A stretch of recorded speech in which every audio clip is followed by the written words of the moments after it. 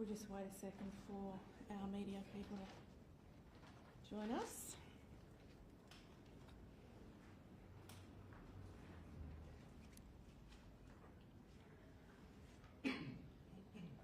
Okay, we're good to go.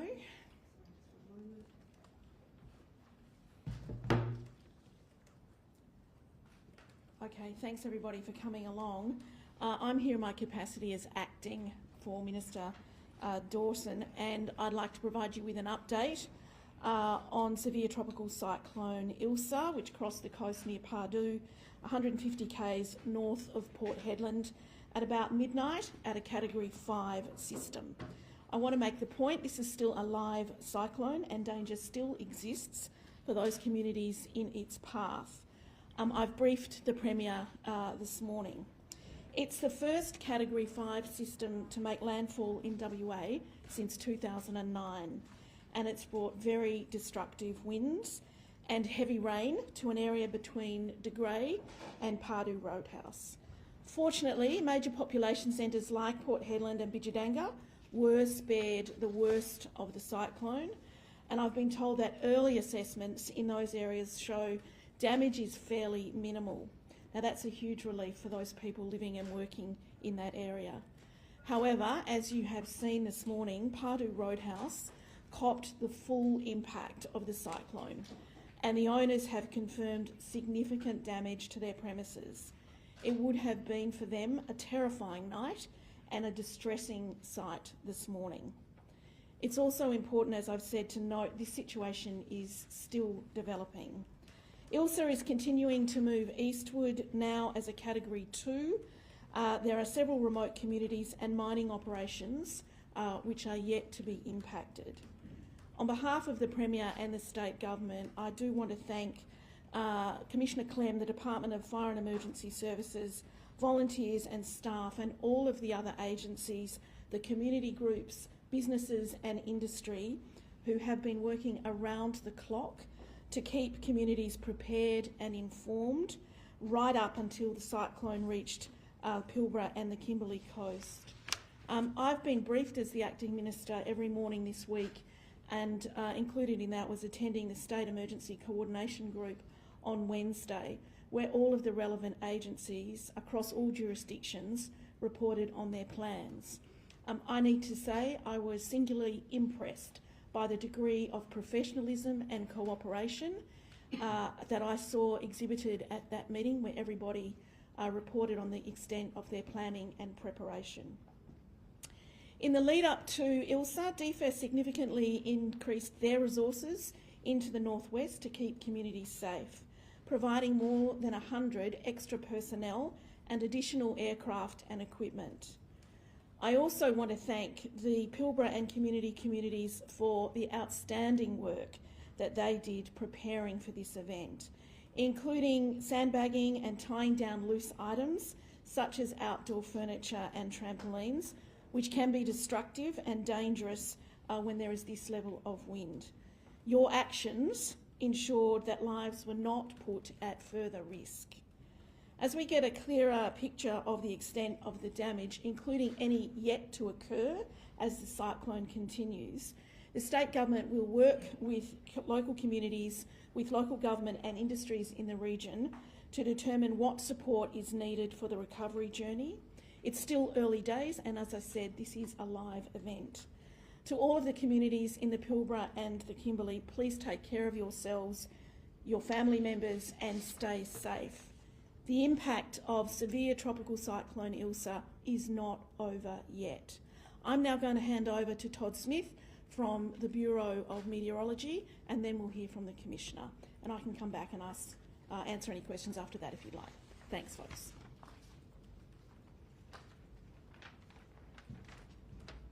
Thank you, Minister. Good afternoon, everyone. Todd Smith, Bureau of Meteorology. Last night, Severe Tropical Cyclone Ilsa crossed the coast as a Category 5 cyclone close to the Pardue Roadhouse, and at that time it was packing wind gusts well in excess of 250 kilometres per hour, and we've seen some of the significant damage that's come out of that part of the world this morning. Yesterday afternoon, when it tracked over Bidout Island, our automatic weather station recorded a wind gust of 289 kilometres an hour. We're going to do some checks on the data there, but it's likely that that will go down as the strongest wind gust ever recorded by the Bureau's equipment in Australia. So it just shows how strong this system was when it was approaching the coast. The fact that the cyclone took a southeastward shift in the track late yesterday afternoon really means that Port Hedland dodged a bullet last night. Most of the impacts, as we have seen, are further to the east, and the impacts in Port Hedland were really light, with the system tracking about 150 kilometres further along the track. The system has just been downgraded to a Category 2 cyclone. It's just passed directly over Telfer in the last couple of hours. They've had Category 2 wind gusts there. Conditions are going to start to ease in Telfer over the coming hours, but there's still a cyclone warning out for Telfer and also for communities well inland through the Sandy Desert, Great Sandy Desert. We have communities Bungur, Punmu, Coonawarrigi and Kiwakara that are still in that warning zone. I wanted to just really emphasise for those communities, even though the system has crossed the coast, please remain vigilant. We are expecting damaging to destructive winds today and into this evening as the system continues to track towards the east. So pay attention to those warnings for today at least. As we go into tomorrow, we are expecting the system to be below cyclone intensity and tracking off into the Northern Territory.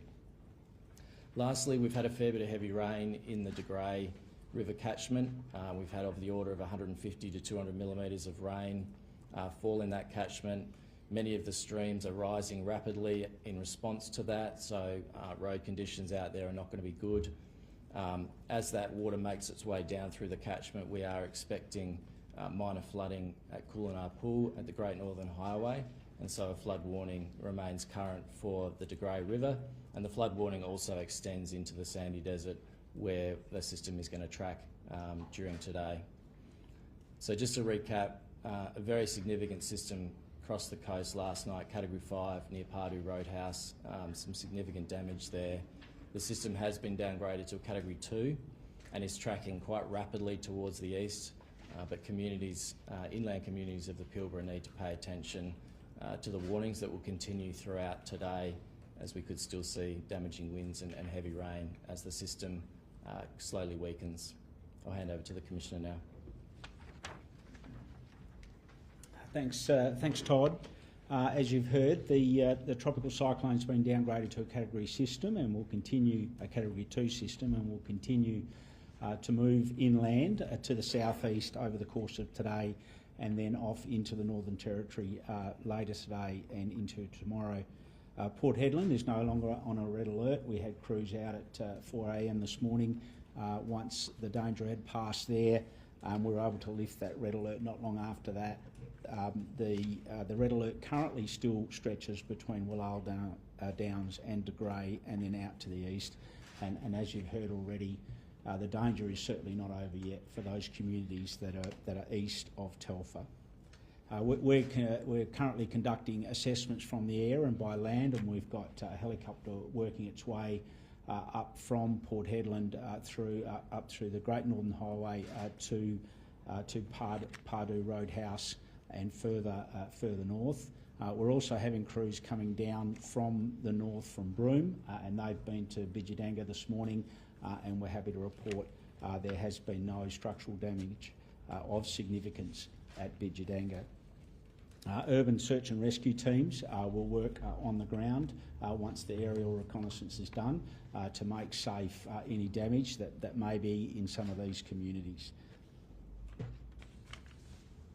I want to thank everybody that's been involved. You've heard the Minister and Todd talk about the good preparation work that's been done. The preparation work is only good as the input from the community. I want to thank the communities across that quite extensive area for their actions that they've taken over the course of the week to make sure that they were prepared in and around their communities for the passage of the cyclone. Overnight, we stood up the 13 DFES call centre, and the SES call centre were stood up as well, and we only received a small number of calls overnight for assistance. Today we're making contact with remote communities, mine sites and pastoral stations that have been in the path of the cyclone to check on their welfare, and I can advise you, as I've already said, Bijadanga has escaped any structural damage, as has Jimparinya, Aboriginal community just outside of Port Hedland. Sandfire Roadhouse, Yarrie Station and De Grey Station are also reporting no major damage. Crews have completed the assessment of Port Hedland and South Hedland this morning, and there's no visible damage to roads or infrastructure in those areas. We've also completed rapid damage assessments of key infrastructure in Marble Bar and Nullagine, and I can report that there's no visible damage to communications towers, medical centres, police stations and other essential structures. There has been reports of significant damage in the Pardue area, and more specifically at the Pardue Roadhouse and Tavern.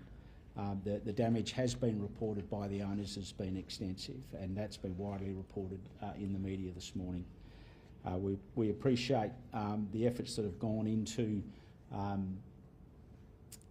keeping those communities safe, particularly along 80 Mile Beach, where the community was listened extensively over the last 2 or 3 days to the actions that were required, as communicated by DFES, in terms particularly caravanners who left the area, and meant that those, particularly those 4 tourist sites through there, have largely been left with no damage. In relation to evacuation centres, we flew out 100 people from Telfer overnight, and we have evacuation centres set up at Marble Bar, Nullagine in South Hedland, and some of the Bijadanga community members were taken out to Broome over the course of the last 3 or 4 days. There were 20 people in the evacuation centre at Marble Bar overnight, 20 people also at Nullagine, and 28 were in South Hedland Evacuation Centre. In relation to the resupply, obviously the Great Northern Highway is currently closed. Assessments are going on and have been going on the highway since first light this morning, and we're anticipating that being completed either late today or tomorrow, with a view that in the next 24 to 36 hours, hopefully, we'll be in a position to have the highway reopened if we don't find any significant damage to bridges or the road surface. I'm happy to take any questions. Can you just, now that we've seen the cyclone across the coast and we've seen what's played out, can you just take us through again the strength of this system and how it has compared now that we've seen it? Look, it's a Category 5. It was a Category 5 system for a reason, and that is very much built around, that category system is built around the strength of the winds. And you've heard Todd talk about the record that's been reached. It pretty well went straight over the top of Pardue Roadhouse and Tavern, and that's why you're seeing that extensive damage in that particular location. We are fortunate in some ways that in that particular part of the state, there aren't a lot of structures really close to the coast where the winds were the strongest. Clearly, cyclones, once they make land, they really start to lose their energy because they get their energy out of the ocean. And so as it's moving inland, it's reducing in intensity, and that coupled up with the fact that there aren't a large number of structures that were in the path of the cyclone has meant that the damage has been cold comfort, of course, for the people at Pardue Roadhouse and Tavern, but largely the impact on structures has been minimal. And with that, the record wind that was recorded, really quite a unique system, unique event then?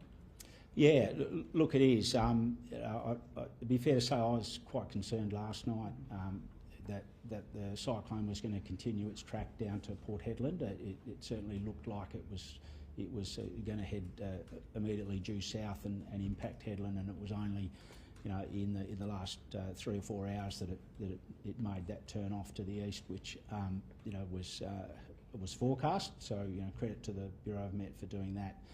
But as I think you've heard the Mayor Port Hedland talked this morning about that they do feel like they've dodged a bullet because you would have had a significant a Category 5 cyclone impacting Port Hedland would have resulted in significant damage. It must have been pretty terrifying for those people at the Pardue Roadhouse having that pass right over them.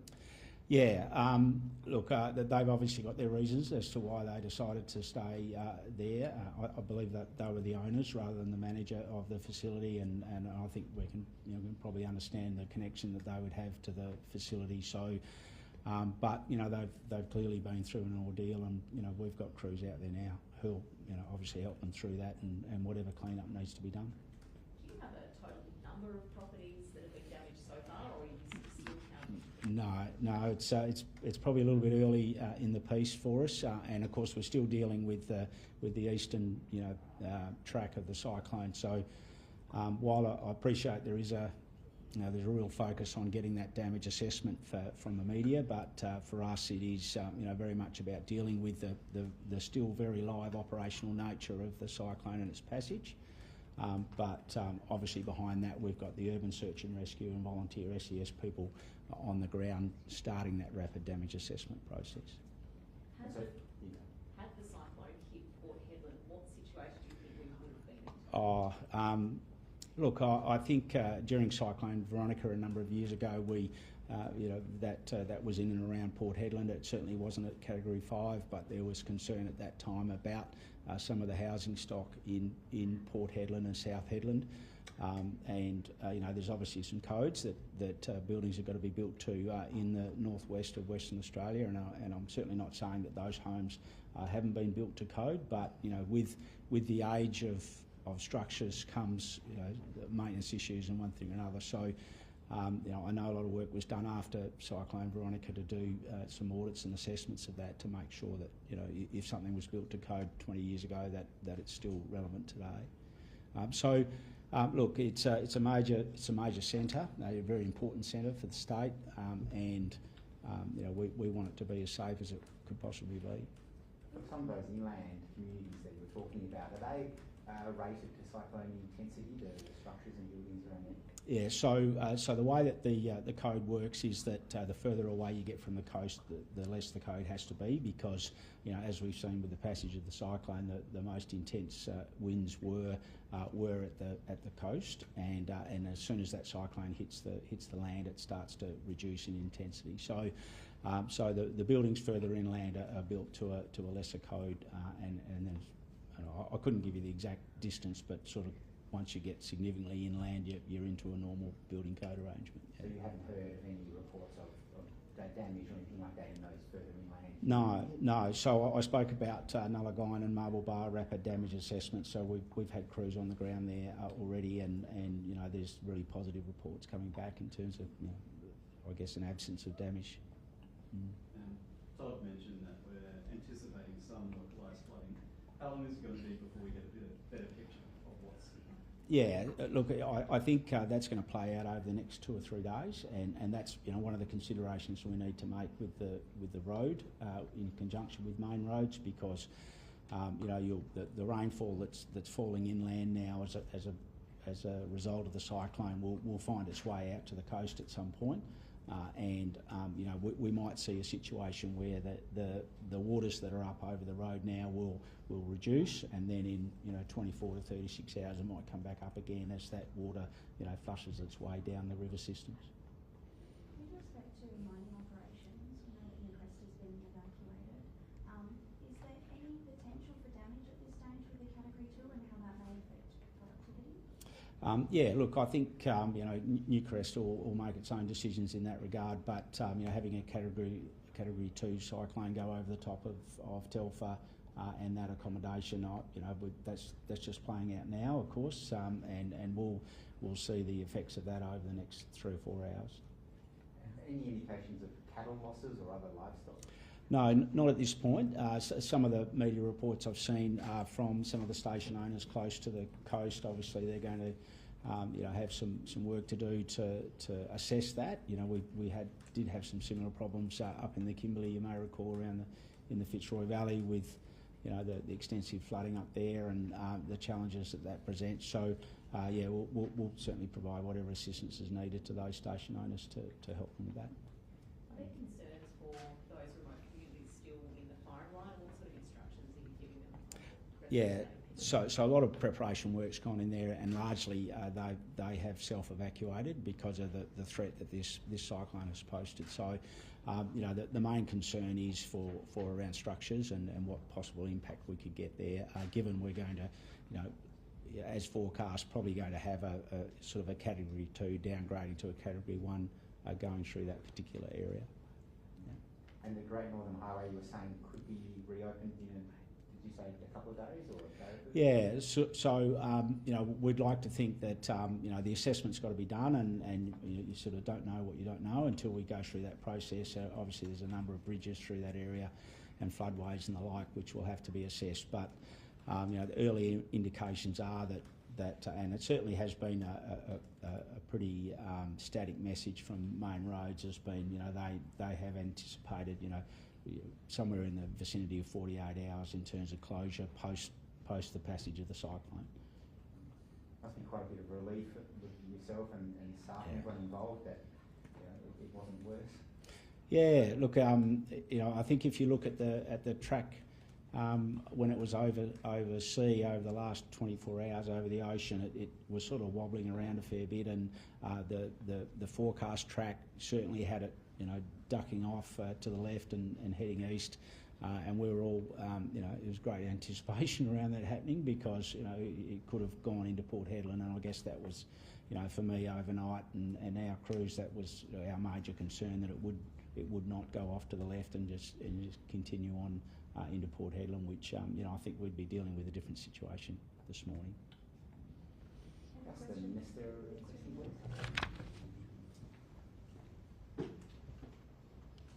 With Pardu Roadhouse, is there any support that the state government could offer or help out there? We'll see what we can do. As I understand, it's an insurance matter, but it is, I mean, it is still really early days, so we would want to offer any assistance that we can, but it's yet to be determined. Yeah, I mean, given that it is, you know, quite a critical location for resupplying, for refuelling, etc., something you'd want to get going up and going fairly quickly, I imagine? Yes, but looking at the photos, which I'm sure you've seen this morning as well, I mean, that the work to repair and rebuild is going to be a significant amount of work and take a significant amount of time.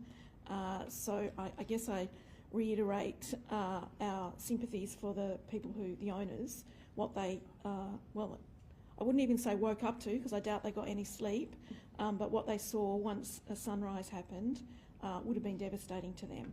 So whatever we're able to do to assist them through the insurance process or whatever else, we'll make those decisions as we know more. So there's not disaster relief funding that can get triggered? As I understand, the advice I've been provided is the assets, the buildings are insurable, and therefore it's a matter for insurance. But it's early days, and we'll take advice. Thanks very much, folks.